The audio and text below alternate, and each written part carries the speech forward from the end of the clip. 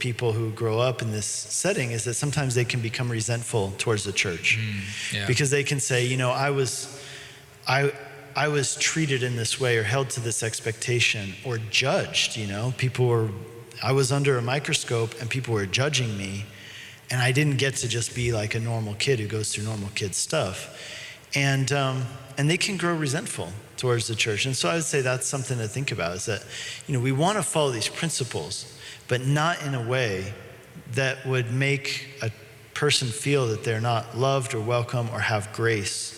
So I think that that's an important point in this, is like, let's remember to be a gracious community. Let's remember to be a Christ-like loving community. Let's remember that even the children of leaders are children in our church. And, we did a baby dedication on Sunday. One of the things I always say is, we're a congregation, not a crowd.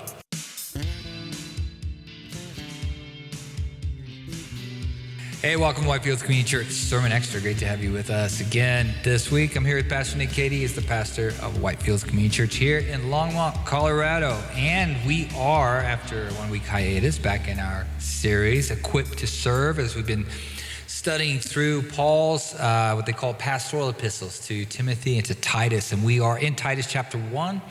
And we were Titus chapter 1, verses 5 through 16. And the title of the message was Truth That Transforms. And so if you missed any of that, head over to whitefieldschurch.com.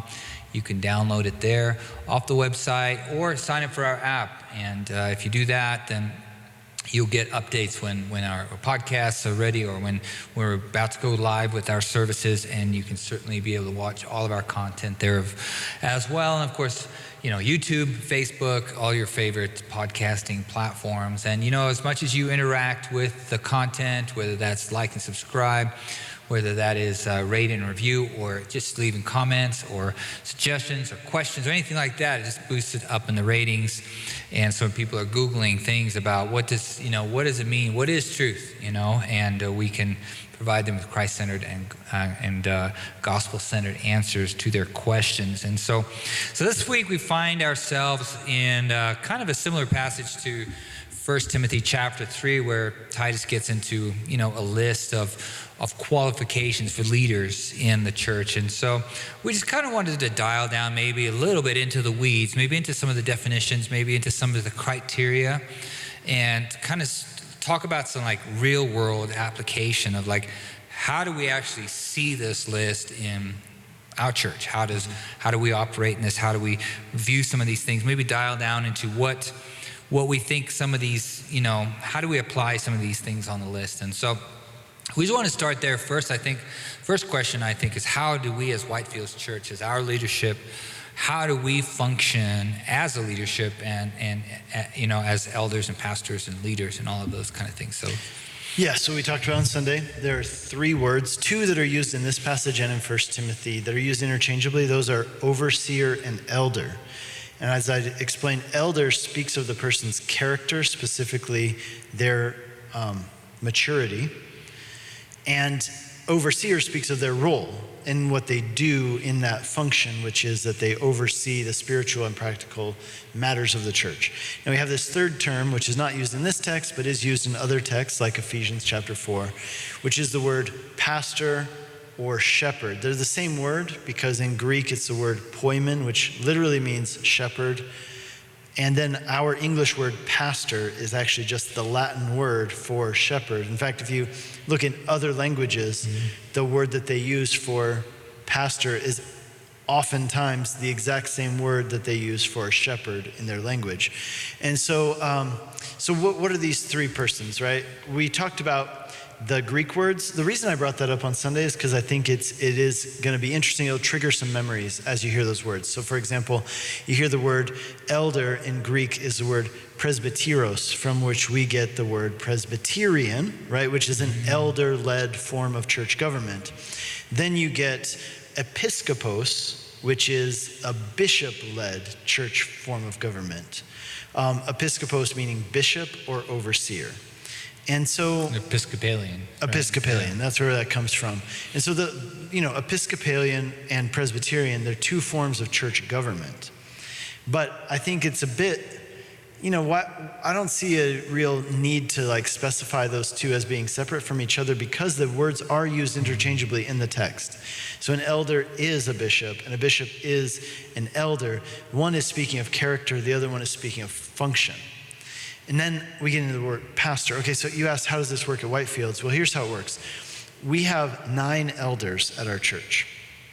Now, not all those elders are involved in teaching, but according to 1 Timothy chapter 3 and here Titus chapter 1, they need to be able to teach. And they might teach in different functions, not necessarily from the front, in front of the congregation on Sunday morning, but they're teaching in other ways, in other aspects. And they're capable. They hold firmly to the word as taught, and then they teach it themselves and rebuke when necessary. That's what it says there in in Titus chapter 1, verse 9. Okay, so we have 9 elders. Of those elders, 2 of them, you and I, are pastors and also elders. We also have a pastor at our church, Jason, who's not on our board of elders. He could be at some point. It's not to say that he can't be. It's just to say that as we add pastors, which we're going to, those people won't necessarily fulfill the function of an overseer. So, currently we're trying to hire a youth pastor. At some point, we're going to hire a community pastor. So you could say in the near future, we might have 5 pastors on staff, and yet only 2 of those will also have the dual role of being bishops. Now, I know some churches, they would say, listen, a pastor is an elder biblically, and an elder is a pastor. Therefore, you shouldn't have pastors who are not also elders. And I definitely understand the logic of that. In fact, that's an approach that I took early on. But what happened is that as we grew, we began to say, okay, we need to examine this, because does that mean that everybody we hire, let's say we hire a youth pastor, does that youth pastor automatically become an elder, especially if it's somebody who's coming into our church who hasn't been part of the life of the church, they're coming in from the outside. And so we said, okay, well, let's look at these biblical definitions and functions. And we came to the conclusion that actually it is biblical and okay to have someone fulfill the role of shepherd or pastor who is not an elder or overseer, but they still need to meet the requirements of an elder or overseer. So that's how we got to that. So yeah, that's where we're at. 9 elders, 3 pastors.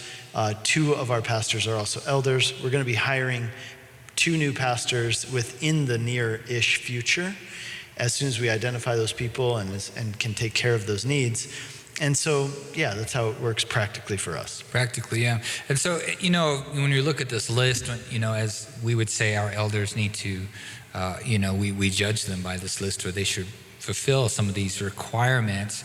Some of them, like the first, as, Titus kind of gets into more, specifics here when he says, and his children are, if anyone is above reproach, the husband of one wife, and his children are believers and not open to the charge of debauchery and insubordination. So what does that mean practically? Like if their kid goes off the rails, you got to kick them off the elder board, or they're no longer allowed to be in a pastor position. How do we look at that word believer? And the Greek word, it can be, well, you can discuss, what the Greek word is there. Yeah, so it's a Greek word, pisteos, which means 2 things. So think about the Gospel of John, chapter 20, where John says, Jesus did many other things that are not written in this book, but these things were written so that you may believe. So that word believe, pisteo. So that's the root word, believe and faith in Greek is pisteo. So pisteos means faithful. It's a derivative of, it can be either translated believing or faithful. What it means is that they're a Christian. That's the essence here. And so this brings up a lot of questions, right? Because, okay, is this talking, it says children. Is it speaking of adult children? Is it speaking of minor children? Is it speaking of adult children in your home, minor children in your home? What if you have an adult child who decides to, like the prodigal son, right? Run off, squander everything, get into addiction and all kinds of bad stuff. At what point does that disqualify someone from being an elder, overseer, or pastor? And I think that from the passage, it is a bit vague, and I would say where the word of God is vague or unspecific, I would say that understanding the idea of biblical inspiration by the Holy Spirit, I'd say that is probably intended to be vague. And open to interpretation is probably a better way to say it than vague. Because it's clear, it just needs to be interpreted and applied. And how you do that is going to depend on that local congregation and setting, right? So they've got this as a guideline, whereas it's as a rule, it's a little bit fuzzy, right? Because we need to know a lot of details. Like, at what point does this, like, what does it mean to be open to a charge of debauchery and insubordination? That's something that is open to interpretation and application. And so clearly there is a point where having children who go off the rails would disqualify someone. But where is that point? And that's not exactly clear from the passage. And I'll tell you another example of this in the passage is, well, you could go down to violent, and you could go down to hospitable, right? So they have to be hospitable and not violent. Those are two others that are used there. Okay, and a lover of good. Like, okay, that's very much open to interpretation. What does it mean to be a lover of good? Also, like, what does that look like in practice? Another one is, okay, what does it mean to be hospitable? Hospitality is a very culturally fluid thing. So I remember being in Hungary, and they had certain expectations of what hospitality means. And those expectations are very different than what hospitality means in the United States. For example, in the United States, it's very common for people to say, make yourself at home. And that is that they intend to communicate hospitality. Mm-hmm. But what they mean by that is, hey, that's where you can open up the fridge, get yourself something, change the channel on TV, get yourself something to drink. Whereas in other cultures, hospitality means you sit down and I'm going to serve you and you're my guest, right? So definitely, like, hospitality is a very culturally determined thing. And so, like, let's say I bring a charge against you that, well, one time I was at Mike's house and he did not meet my expectations of what qualifies for hospitality. Well, that's up to discussion, because somebody else could say, well, was Mike's intention to be inhospitable? You know what I'm saying? Right. It becomes something that needs to be interpreted and applied. And that gets to the nature of this list, because it needs to be, in every context, applied and interpreted as guidelines for the leadership to follow and train people in and measure people by. Mm-hmm. And the reason it's important that they're guidelines is because, honestly, if you look at that list, I think you could disqualify every single person in the world if you held to it in a very strict, legalistic way, right? Like, I could find a time when you were inhospitable and therefore you're disqualified. Are you disqualified forever? Are you disqualified for now? You see, these are the interpretive challenges of this passage and the application challenges. And so here's how I would put it. I would say this is a list of things that Titus was to look for and train people in. And the same applies to us today. We're to look for these things, train people in these things, judge them by these things as far as their qualification or disqualification for the office. And I would say, like, somebody should look at this list and they should be constantly striving towards these things as principles. And as much as they fall short of these things, they should be grieved by it and seeking to do better. And if that's not the case, then I think you've got a problem. But I think, like I said, because these things are culturally defined, in every culture, we're going to be asking a question. Okay, are you hospitable according to the standards and expectations that are expected in this culture and the standards and expectations that are defined by this community? So, yeah, those are some of the challenges that go along with it. But I still think, it's a very useful list. Just, you understand these are principles and you need to understand them as such. Yeah, and historically people have, applied these, maybe in a somewhat legalistic way, and with, just with the one with the children. I mean, you could make your children behave at church, but it's the old adage, I'm sitting down on the inside, or whatever you tell them, okay, I'm doing it on the outside. But at some point, and you've probably seen it before, kids that grow up in a super controlled, and we call them, PKs, pastors' kids, who are many times on display, tend to sometimes, when they're suddenly given freedom, tend to go off the rail, because they are judged at a higher standard for one, but also their actions are on display because I'm dad's kid, mm-hmm.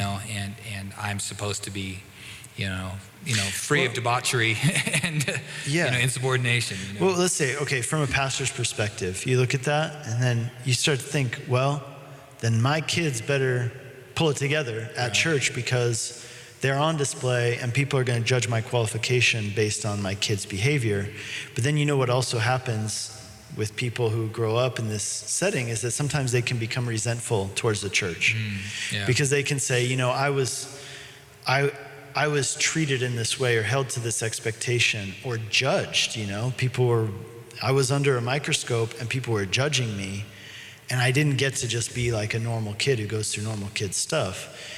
And they can grow resentful towards the church. And so I would say that's something to think about is that, we want to follow these principles, but not in a way that would make a person feel that they're not loved or welcome or have grace.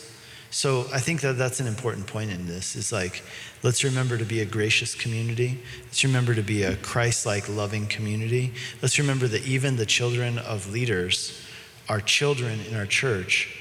And, we did a baby dedication on Sunday. One of the things I always say is we're a congregation, not a crowd. And as such, we are taking responsibility. We're not just saying, hey, good luck raising your kid. We'll pray for you. No, we're saying we are taking responsibility. I love this phrase that we always say in that thing that we read that says, we, your church, will tell you these things until you make them your own. Yeah. We are going to help raise your kids to know and love Jesus, not make it harder for them to know and love Jesus. Yeah, no, I completely agree. Yeah, it's just, it can be a lot of pressure for kids, on this particular list. But you told a story on Sunday about obviously Christians that did not follow, weren't a very good example. And you were going to finish that story. It was about Rosemary's mother.